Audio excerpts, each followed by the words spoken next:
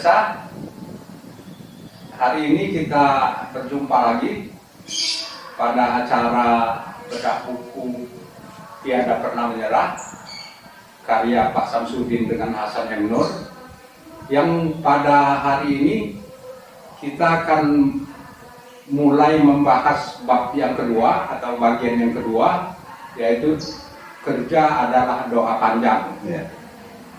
Di dalam kerja adalah doa panjang ini, kita pada season ini membahas sub satunya, yaitu perjuangan melawan waktu. Selamat jumpa lagi Pak Samsudin. Terima kasih Pak Edi. Ya, kita melanjutkan perbincangan kita untuk memperdalam pemahaman bukunya Pak Samsudin, khusus di bagian perjuangan melawan waktu. Nah, di awal tulisan Pak Samsudin mengungkapkan ketika kecil, ketika memahami cita-cita, Pak Samsudin memasang cita-cita ingin menjadi presiden. Nah, itu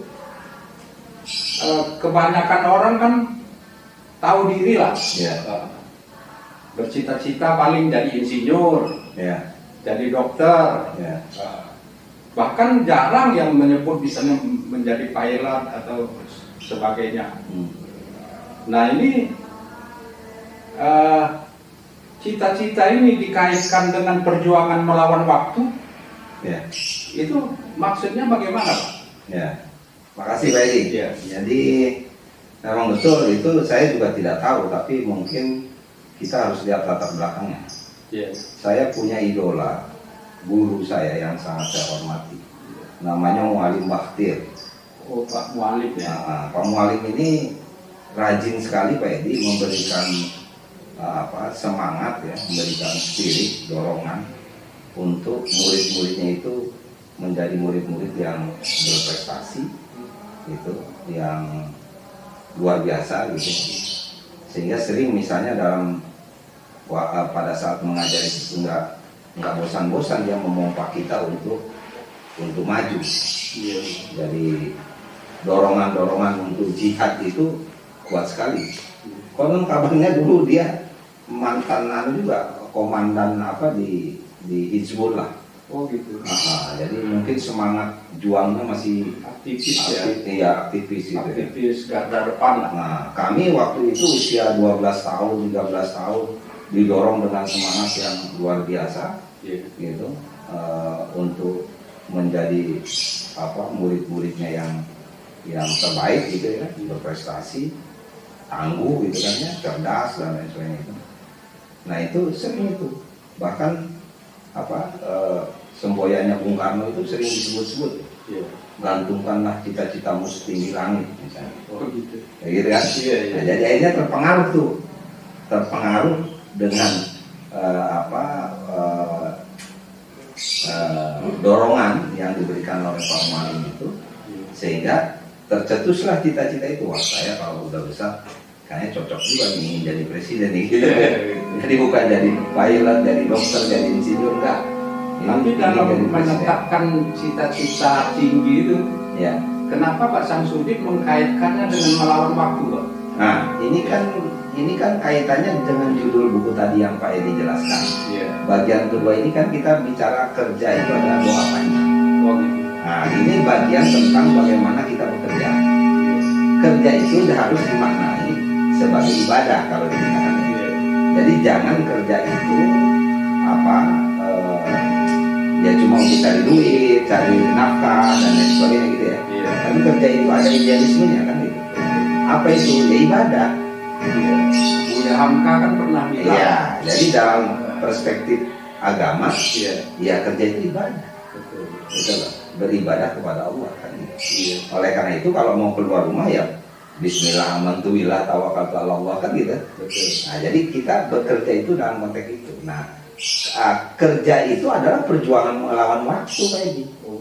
Karena kerja itu kan banyak hal banyak ada yang menyenangkan, ada mungkin banyak yang tidak menyenangkannya, gitu kan ya. Kami punya pengalaman dengan teman-teman itu.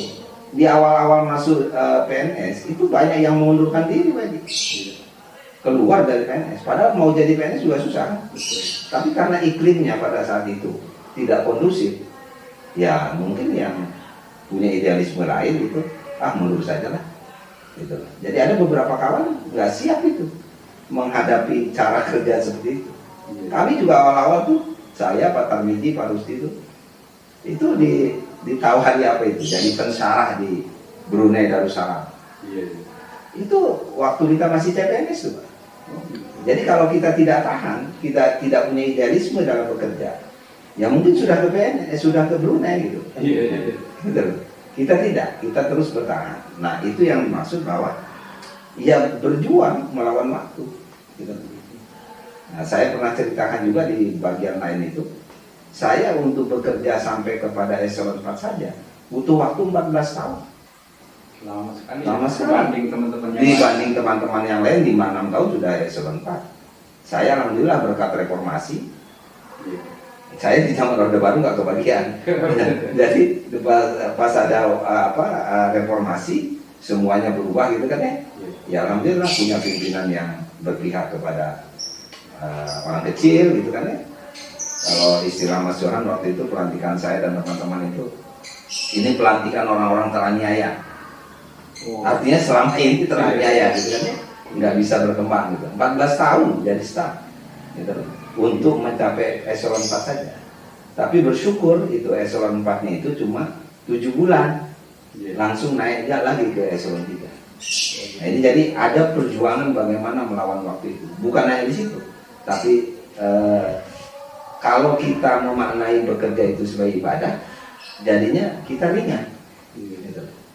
Nah, itu jadi kita ada upaya untuk terus meningkatkan prestasi di tengah kesulitan apapun. Gitu. Jadi kerja saya maknai sebagai doa panjang seperti judul dari bagian kedua ini. Gitu. Nah ini kan ada fenomena umum yang mengenai kesenjangan antara harapan dengan kenyataan. Nah, dalam pengalaman apa Pak Samsudin mengharap sesuatu yang cukup bagus, tapi hasilnya atau yang didapat justru ya kembali lagi tadi Pak Edi, karena niatnya beribadah.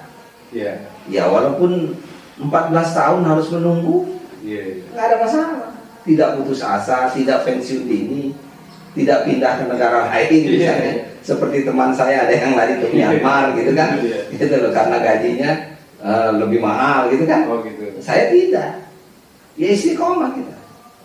Jadi kita bertahan, berjuang melawan waktu itu kan. Kita yakin benar, nanti ada waktunya, gitu loh. Nanti ada waktunya.